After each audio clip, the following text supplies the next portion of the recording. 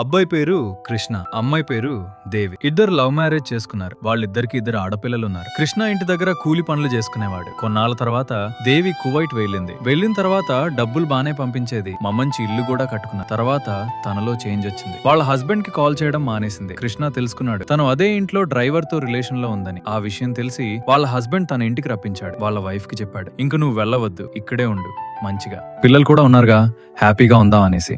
కానీ అమ్మాయి వినలేదు. నేనిక్కడ ఉండను, నేను వెళ్ళిపోతాను అని వాళ్ళ హస్బెండ్ చెప్పింది. తను కువైట్ నుంచి వచ్చాక వాళ్ళ హస్బెండ్ ని కనీసం టచ్ కూడా చేయనివ్వలేదంట. నిన్ను చూస్తుంటేనే నా చిరాకొస్తుంది, ముట్టుకోవద్దు అని ఫేస్ మీద చెప్పేసింది. వాళ్ళ హస్బెండ్ సరే నేను ముట్టుకోను, కానీ నువ్వు ఎక్కడికి వెళ్ళకు, ఇక్కడే ఉండు అంటే తను 2 టైమ్స్ ఉరివేసుకుంది. ఇంకా చేసేదేం లేక తను మళ్లీ కువైట్ కు పంపాడు. తను ఫ్లైట్ ఎక్కిన తర్వాత నీకు నాకు సంబంధం లేదు, నా లైఫ్ నాది, నీ లైఫ్ నీది అని అబ్బాయికి మెసేజ్ చేసిందంట. ఇది పార్ట్ 2 మాత్రమే. పార్ట్ 1 ఇంకా ఉంది.